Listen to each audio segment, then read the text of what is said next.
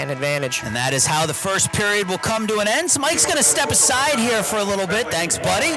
And we are going to turn it over to Todd Reirden. Todd, thanks for joining us. Well, I came in at the perfect time there, just to watch a last-second goal there. That was awesome by number 7 there. Yeah, it was a couple of pretty goals. Bentley Wally's got paired. I know you were signing autographs, talking to kids and stuff. Did you get a chance to watch any of the first game?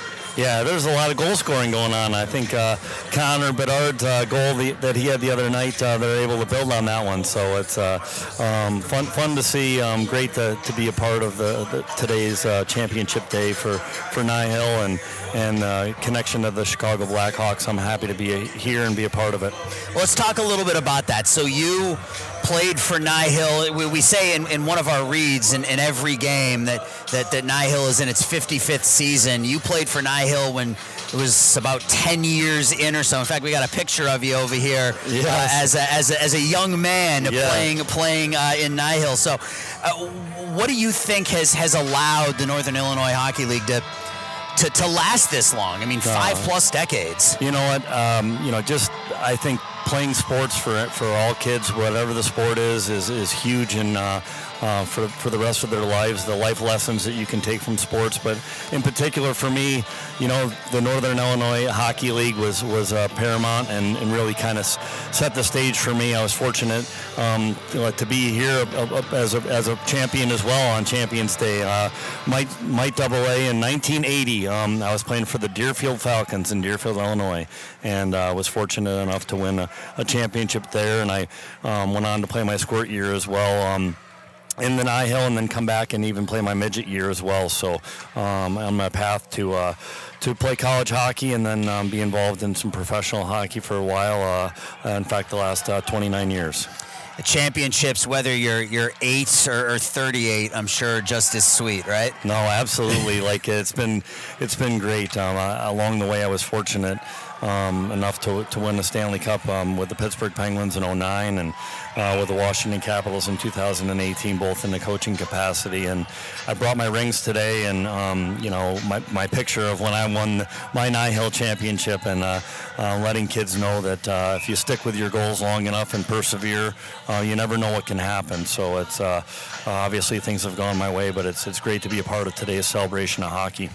So NIHL has multiple different, obviously anywhere from 10U up to 18U, bronze, silver, gold, Premier Select. Why is it so important for these kids, especially at this age, as there's another goal for Rockford, for Peoria. They are up 3-0. I think that's Cord Cherry, number 10, just kind of those grubby goals out in front, right? Right out in front of the net. It's that's where a lot of goals are scored, especially as everyone's going to be watching playoff hockey coming up here soon.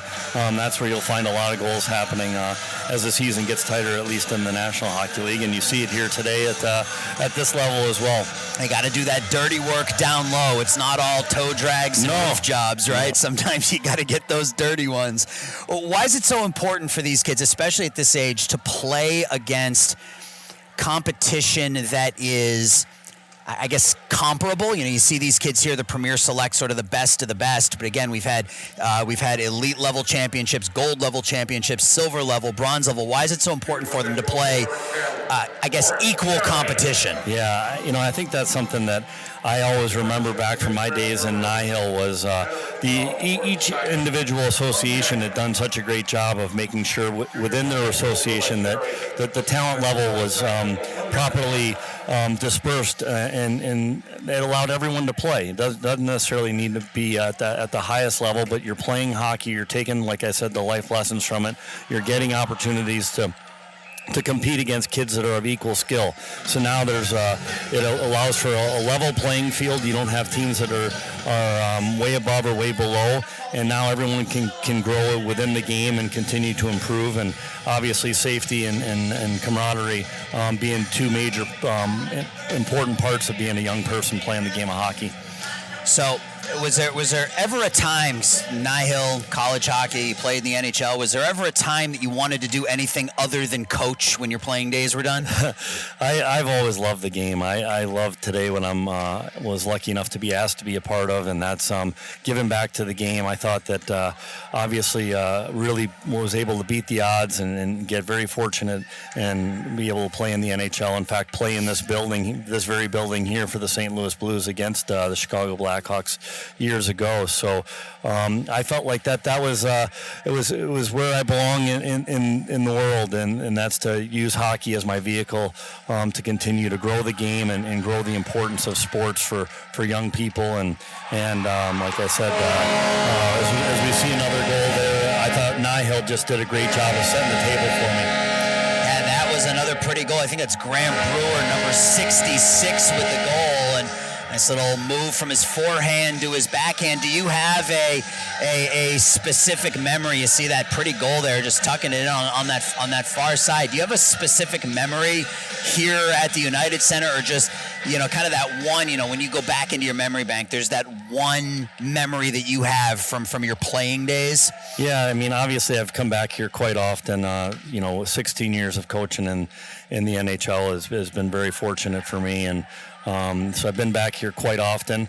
But the first time and the only time that I actually played in this building, at the end of my career, we happened to beat the Blackhawks. The St. Louis Blues did. Joel Quenneville was our coach in St. Louis, and as a defenseman, I didn't score very many goals, but I happened to score one that night, and that ended up holding up as the game winner. So it was an exciting time for my family that was here, not sitting right behind the bench, and a bunch of friends and all, because they had seen me play at the stadium, but not at the United Center yet. So it was this rink will always have special memories for me in that regard. That's very cool, scoring a goal in your hometown in front of your friends and family. That's got to be wonderful. Yeah. So you've had the opportunity, I'm assuming, to talk to a lot of kids already, and you'll have an opportunity to talk to a whole bunch more over the next handful of hours. What's one piece of advice that you would give to any one of these kids that wants to try to, whether it's junior hockey or college hockey, or just wants to, this is what they want to do with their life? What's one piece of advice you're giving them? Yeah, I think that,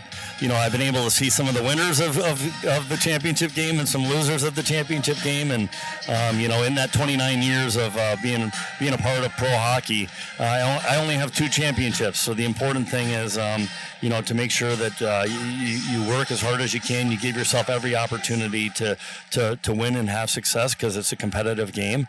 But mostly you continue to understand the importance of being a good teammate, the importance of working together, and goal setting, and setting out goals that are attainable for yourself. But mostly it's enjoying the game. Have fun playing hockey with your friends, and enjoy the fact that you can play at a competitive level, whatever that may be, as we've documented through the NIHL here, the different levels that they have. But it's been for me, it's a great chance for me not just to talk to the players, but I get a chance to talk to the parents and talk to the brothers and sisters that have to sacrifice. And that's a big thing that I can come back to, is a sacrifice that my mom and dad, my brother and sister made for me to be able to achieve my dreams and goals. And the chances of doing that as a local kid from Illinois have improved. But certainly when it was my age, it was a long shot. So I never thought it was going to happen. So I wanted to make sure that I was prepared when I got my chance, if it wasn't in hockey, to go on and have success in other things in life. As Rockford is shorthanded again, Rafe Gibler's had to make a couple of saves here in the third period. So, you've coached, 2 of probably the 5 or 6 greatest hockey players in NHL history, and Sidney Crosby and Alexander Ovechkin. What makes those players, obviously they've got the God-given talent, but there's got to be more to it than just talent, right? We see all the time talented players flame out. Yeah, and it's, I think in both situations, I think I can, and I've talked to the teams that have lost these games, is let them know. I remember being in 2008 with Sydney when we lost to Detroit, and then 2009 we played Detroit and we beat them.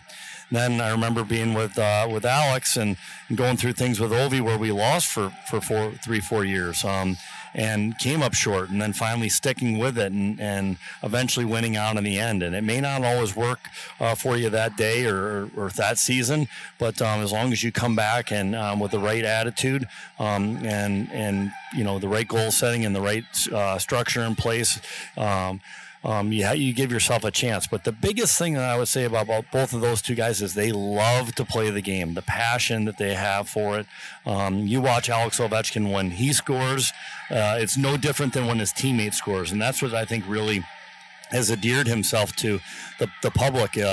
I think he was a little bit of the villain early on in his career, and then I think once they watched him play in 2018 and watch him on the bench and watch how excited he gets for his teammates when they score, it's equally as exciting for him when his teammate scores as he does, because he knows it gives his team a chance to win. And to me, that what a valuable lesson that is for young people, and that's this type of stuff I've been able to share today and discuss. And it's been awesome to listen to, like I said, parents, kids, everyone telling their secrets and stories that they've had within the game that they've really enjoyed, and I appreciate that they shared it with me too, and it gives me a chance to look back and remember what has allowed me to be in the position that I'm in today, and obviously have been able to be as fortunate as I have been with my success in the game.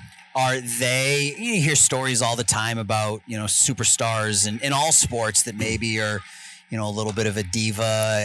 Are they easy to coach, guys like Ovi and Sid, or, They're actually extremely easy to coach. And it was one of the things I was most concerned about coming out of my playing career, because it certainly was not as good as Sidney Crosby's. So when I had to work with Sid, and as soon as I was able to give him a tidbit of information that he thought could help him improve and get better and enjoy the game more, then he was all in. It didn't matter if I'd played the game, if I'd been a good player, a bad player, whatever it was.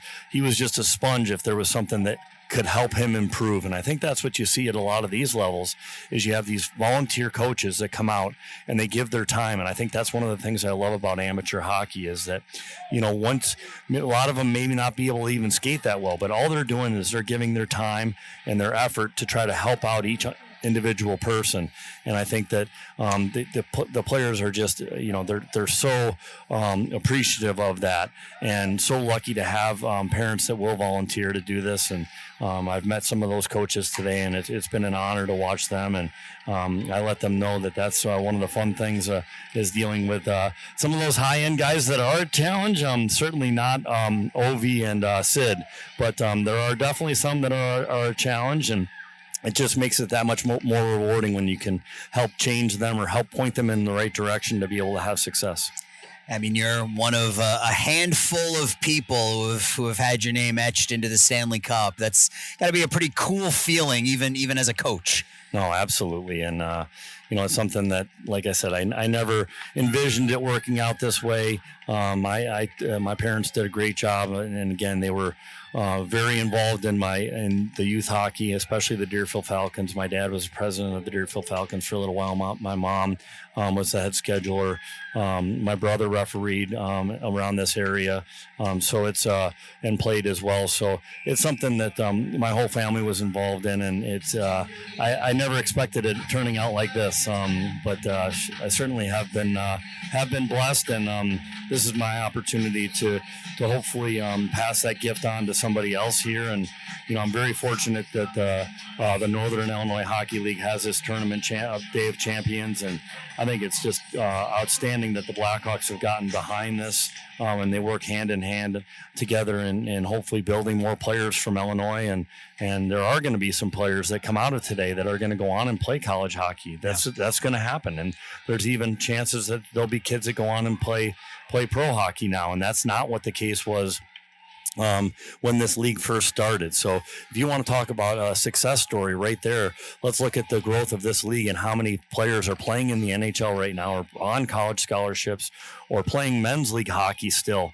Whatever it is that this sport has grown because of the Northern Illinois Hockey League, and it's a great celebration of them, and like I said, to be able to share it at the United Center with you guys and pass that message on. Hopefully, people that are listening can understand just how important this has been in my life, and we're just watching great chance right there. But these have been really good games, and the day full of games today I'm excited to watch and be a part of. And we did these last year as well. We had 6 really good games last year. We saw a lot of excitement in the first game, and I think you hit it on the head. It's all about what we can do as parents to give back. My kids are more have gone down the baseball route rather than the hockey route, but it's the same thing. What can I do as a parent or somebody in a position here to give my kids the ability to chase whatever dream they might have when it comes to athletics? And we know how hard a lot of these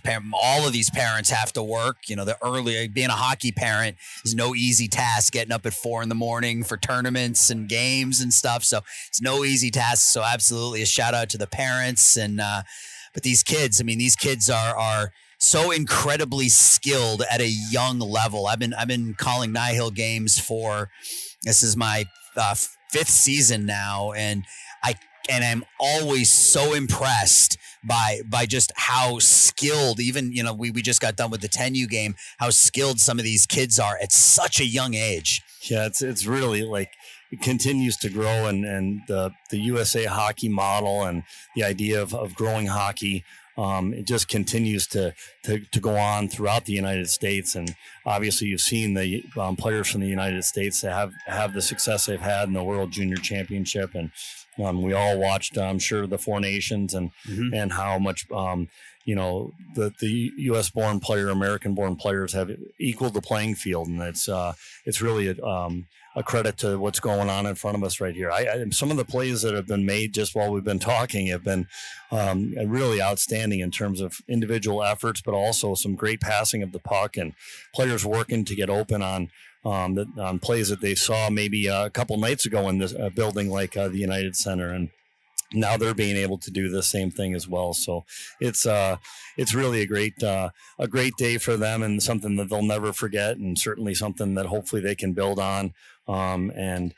Great to see that the parents are rewarded. I love the idea of giving the roses out to the moms. The moms are the ones that end up spending a ton of time, getting up at those early hours or taking care of the stinky equipment and washing all that and making sure that that's ready to go and their stick is taped for the next day. So when they do get to practice, but it's great just to see the whole family involved in today's success for these young players, and that's what it's all about. Wow, what a great block shot there. Not just great offensive plays, but great defensive plays as well. And I mean, that's what's so encouraging about the game of hockey and the direction it's headed. And, I look forward to getting back in the game next year after taking this year off at the top level here. And just something that's exciting for me to work with these higher end players and the skill sets that they bring, and spend some time this winter at Arizona State working with my son who does analytics for the Arizona State hockey team, and they didn't even have a Division I program, and right now they're second place in their conference, and they got a chance at the NCAA tournament. But they have a 17-year-old kid that's turning 18 on their team by the name of Cullen Potter that'll be in this year's NHL draft, and had some chance to spend some time with him this year and kind of learn how to connect. Whoa, we got another late goal there. We got a goal this time by Rockford right at the end of the period. Big goal there. It'll send him to the third, down by 3 rather than 4. I think that was Cameron Daly on the back doorstep. Well, Todd, I don't want to keep you any longer. Hopefully we see some of these kids playing on the United Center ice in 10, 12, 15 years. Exactly. But we'll watch this one more time on the backside. Right? Yeah, great goal here. And again, what an important goal at late in the period. That gives Rockford here a chance. I think they've had some good chances here, but now that they get some momentum here before the period ends. Get some momentum before the period ends, indeed. Todd Reirden, thank you so much for taking some time with me today, and enjoy the rest of your day. All right, great. Thanks for having me, guys. Thank you. Time with me today, and enjoy the rest of your day. All right, great. Thanks for having me, guys. Thank you.